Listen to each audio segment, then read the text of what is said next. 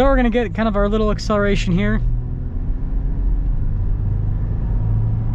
Hey everyone, it's Ben Hardy here, and in today's we're going to be reviewing a 2023 Toyota 4Runner SR5. First and foremost though, a huge shout out and thank you to the Larry Miller Toyota here in Murray, Utah for giving me some time with this 4Runner. This particular one is available for sale for the time being, so if you're interested, I'll include a link to their inventory in the description down below. If you have any questions, just ask for Mitch. And then on a side note, if you want to save time and money the next time you purchase a car, link to my car buying guide in the description down below. Let's get into it.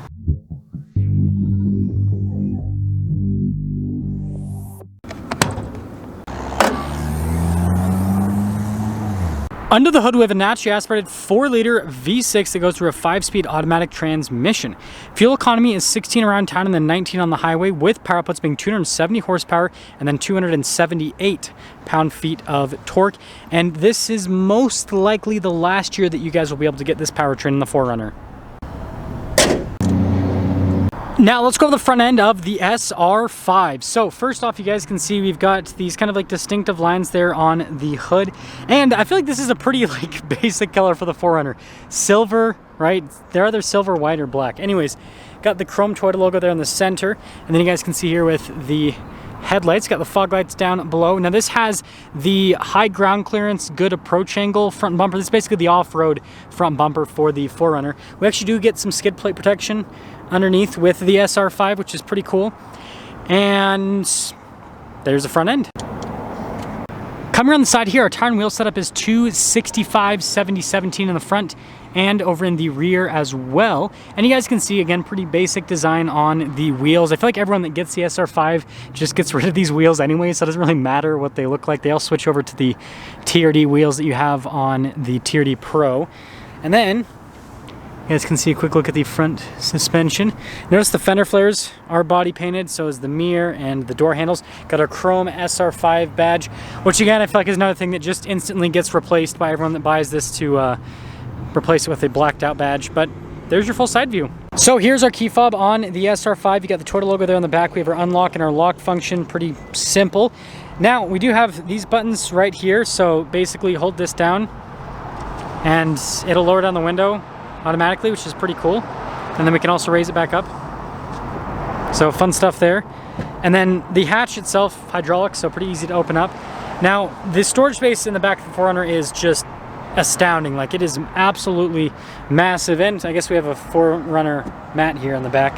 Got our Toyota first aid kit, got the outlets as well. And yeah, pretty simple when you're done. They have this like strap for short people, so you can pull it down and then like grab this handle after and then kind of throw it back down. Now finishing things up with the rest of the rear, we have the 4Runner's signature taillights here with the chrome 4Runner logo. Receiver hitch there at the bottom, and then you guys can see the exhaust tip just underneath. And then body painted bumper, all that, and there you go. So here's the door panel in the rear. You guys can see with the padding here and then the stitching that goes across and then down below. And so like, even the SR5 gets like the same door panel as what you get in a TRD Pro, just different colored stitching basically. Now the seats are different though. With the SR5 you have these cloth seats. These things are so retro looking. I kind of love it. Like at this point, it's kind of charming, honestly. Now popping in, got to step up a little bit. There's your room, the legs with the head. And then you guys can see the storage pocket. Got some vents down below. And then you got the USBs. And then you guys can see cup holder armrest, which is pretty nifty. Let's head to the front. Now here is the front door panel. You guys can see again with the padding, and then down below with all the stitching. All the windows are automatic. We got blind spot monitoring here for the mirrors. You can see the chrome door handle, and then again more of that padding, and then tons of cup holder action. Here's our front driver's seat again with that cool like retro cloth trim. And then the driver's seat is power adjustable, passenger seat is not. Then there's the pedal layout down below, and then this is to turn on the outlet. You got this for the mirror adjustment. Steering wheel's manually adjustable. Let's pop in.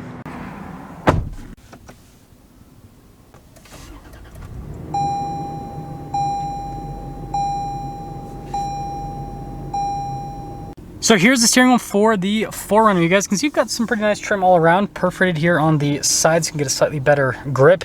We have the cruise control stalk there in the background with our lane departure assistance, pages button for the center, and then some other controls for the center stack.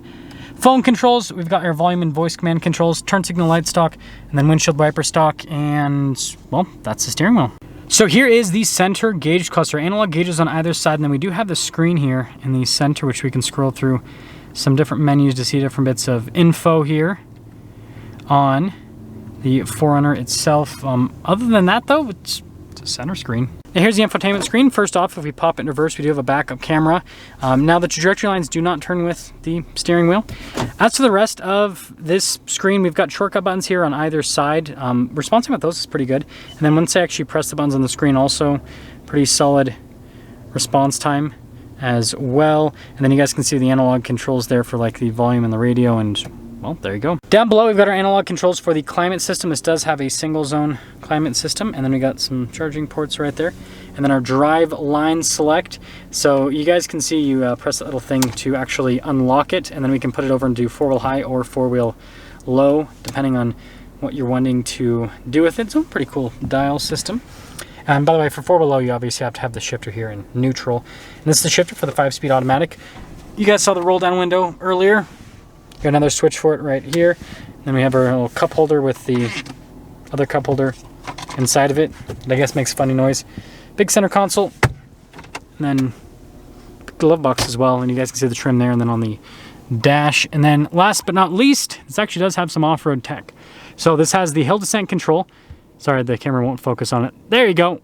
8-track system, and then the stability control system as well, and there you go. So here's our window sticker for this 2023 Toyota 4Runner. And you guys can see with all of the standard equipment, which the thing about Toyota, most stuff is standard. Now this has the premium audio packages, I guess what we will call it, for $1,500. And then you have a Keep It Wild savings, which gives you a $500 credit. Base MSRP $40,680. Total MSRP $43,409. Let's see how the SR5 drives.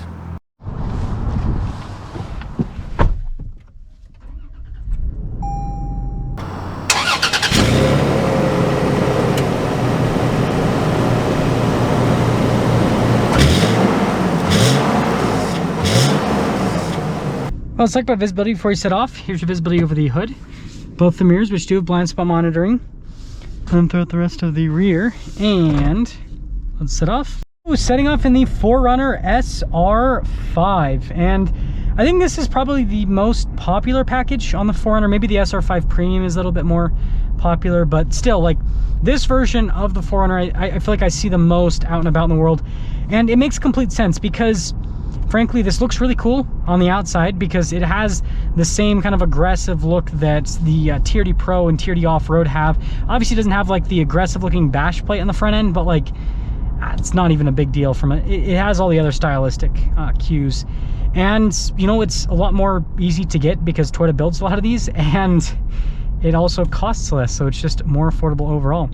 And the thing that's also great about the SR5 is, you know, from an on-road driving perspective, which is what most people use the 4Runner for. Yes, I know some people take these off-road, but like it's like this many people, whereas like the amount of people that like just drive these on-road is obviously like everyone else. It's really smooth. Like it's very comfortable. The standard 4Runner suspension is really good. The only time that the standard 4Runner suspension kind of falls short is in certain off-road circumstances, but you really kind of have to be pushing it quite a bit for you to reach that limit. And again, a lot more than what I think most people are comfortable with doing when it comes to you know, off-roading their own personal vehicles. But yeah, it's comfortable, and gotta love that 4-liter V6. So we're gonna get kind of our little acceleration here.